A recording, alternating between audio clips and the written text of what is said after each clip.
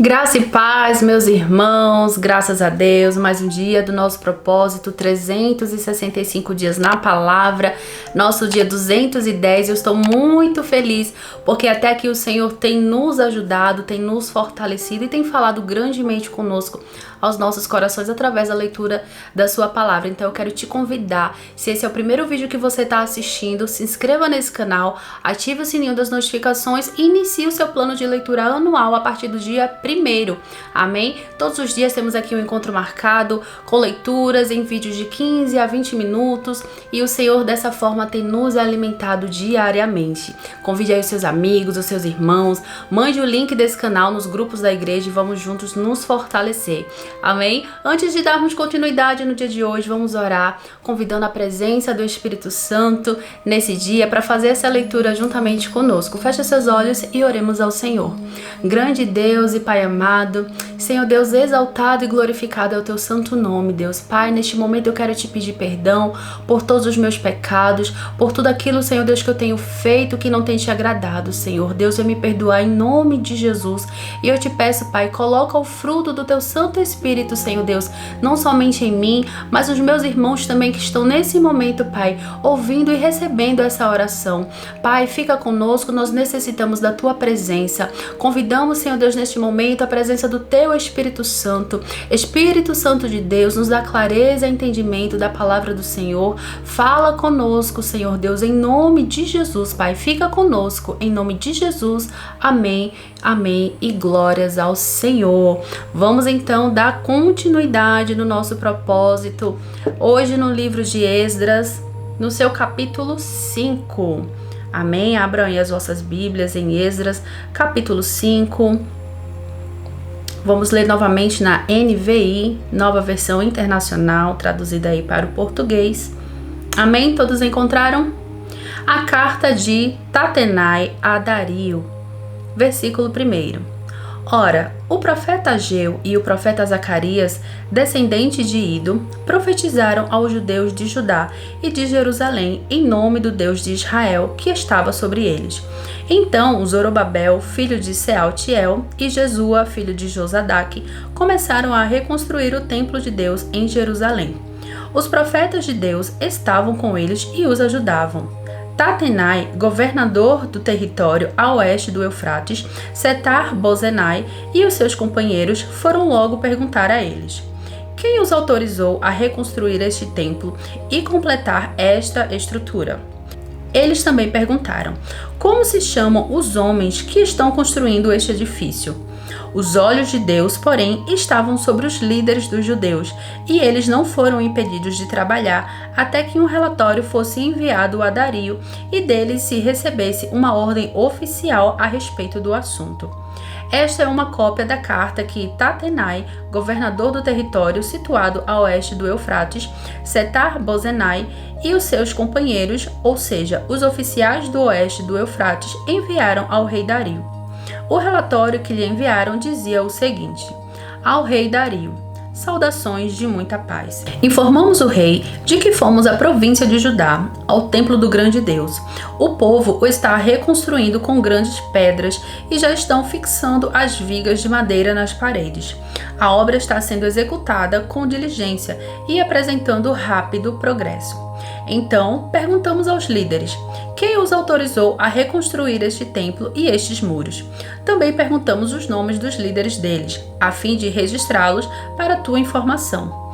Esta é a resposta que nos deram: somos servos do Deus dos céus e da terra e estamos reconstruindo o templo edificado há muitos anos, templo que foi construído e terminado por um grande rei de Israel.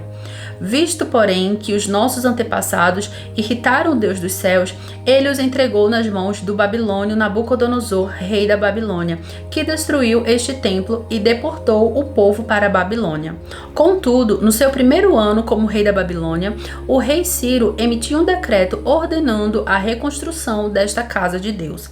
Ele até mesmo tirou do templo da Babilônia os utensílios de ouro e de prata da casa de Deus, os quais Nabucodonosor havia tirado do templo de Jerusalém e levado para o templo da Babilônia. O rei Ciro os confinou a um homem chamado Sesbazar, que ele tinha nomeado governador, e lhe disse: Pegue estes utensílios, coloque-os no templo de Jerusalém e reconstrua a casa de Deus no seu antigo local.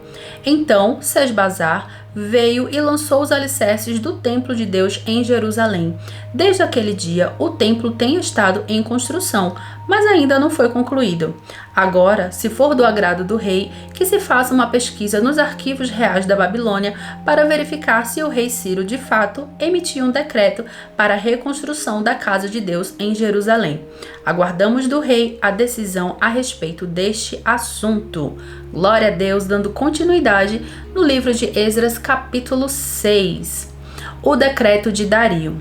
Então o rei Dario ordenou que se fizesse uma pesquisa nos arquivos da Babilônia, que estavam nos locais em que se guardavam os tesouros. Encontrou-se um rolo na cidade de Ecbatana, na província da Média, e nele estava escrito o seguinte memorial.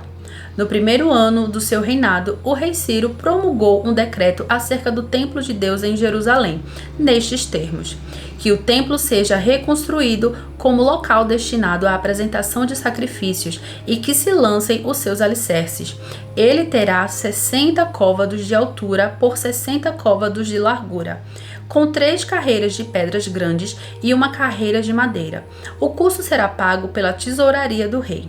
Além disso, os utensílios de ouro e de prata da casa de Deus que Nabucodonosor tirou do templo de Jerusalém e trouxe para a Babilônia serão devolvidos aos seus lugares no templo de Jerusalém. Devem ser colocados na casa de Deus. Agora então, Tatenai, governador do território situado a oeste do Eufrates, e Setar-Bozenai, e vocês, oficiais dessa província e amigos deles, mantenham-se afastados de lá. Não interfiram na obra que se faz nesse templo de Deus. Deixem o governador e os líderes dos judeus reconstruírem o templo de Deus no seu antigo local. Além disso, promulgo o seguinte decreto a respeito do que vocês farão por esses líderes dos judeus na construção desse templo de Deus. As despesas desses homens serão integralmente pagas pela tesouraria do rei, do tributo recebido do território a oeste do Eufrates, para que a obra não seja interrompida. O que for necessário, novilhos, carneiros, cordeiros para os holocaustos oferecidos ao Deus dos céus, e trigo, sal, vinho e azeite, conforme for solicitado pelos sacerdotes em Jerusalém. Tudo deverá ser entregue diariamente a eles, sem falta, para que ofereçam sacrifícios agradáveis ao Deus dos céus e orem pelo bem-estar do rei e dos seus filhos. Além disso, determino que se alguém alterar este decreto, atravessem-lhe o corpo com uma viga tirada da sua casa e deixem-no empalado, e que a sua casa seja transformada em um monte de entulho. Que Deus, que fez o seu nome habitar ali, derrube qualquer rei ou povo que estender a mão para mudar este decreto ou para destruir este templo de Jerusalém. Eu, Dario, o decretei. Que seja plenamente executado. A dedicação do templo. Versículo 13. Tendo recebido o decreto do rei Dario, Tatenai, governador do território situado a oeste do Eufrates, Setar-Bozenai e os companheiros deles o cumpriram diligentemente. Dessa maneira, os líderes dos judeus continuaram a construir e a prosperar, encorajados pela pregação dos profetas Ageu e Zacarias, descendente de Ido. Eles terminaram a reconstrução do templo conforme a ordem do Deus de Israel e os decretos de Ciro, de Dario e de Artaxerxes, reis da Pérsia. O templo foi concluído no 3º dia do mês de Adar, no 6º ano do reinado do rei Dario. Então o povo de Israel, os sacerdotes, os levitas e o restante dos exilados celebraram com alegria a dedicação do templo de Deus.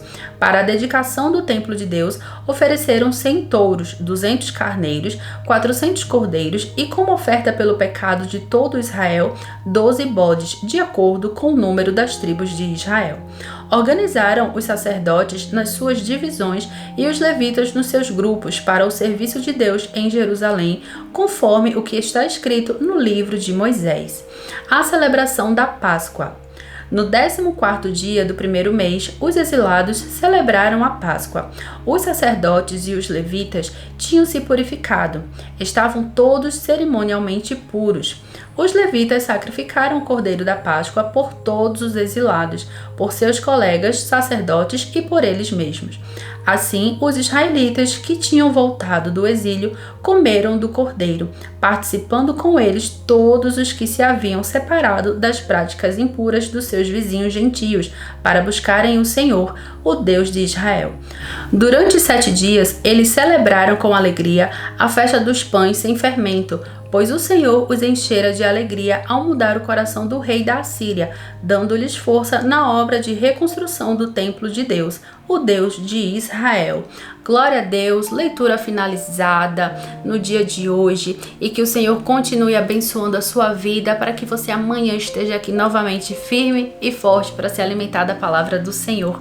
Amém? Vamos orar então agora neste momento, agradecendo a Deus por tudo que Ele tem feito, por Ele ter nos chamado e ter nos dado o privilégio de o servir. Amém? Oremos ao Senhor.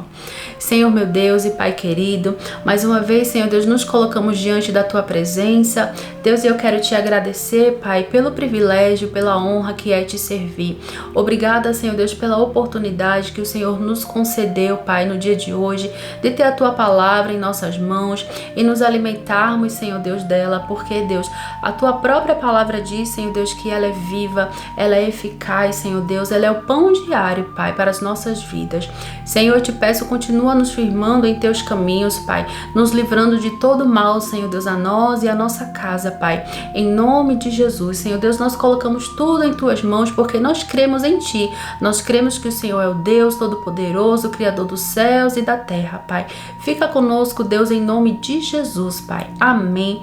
Louvado e engrandecido é o nome do Senhor, que Ele continue abençoando grandemente a sua vida e amanhã te espero aqui para mais um dia do nosso propósito. Amém? Fiquem com Deus e até amanhã. Tchau, tchau.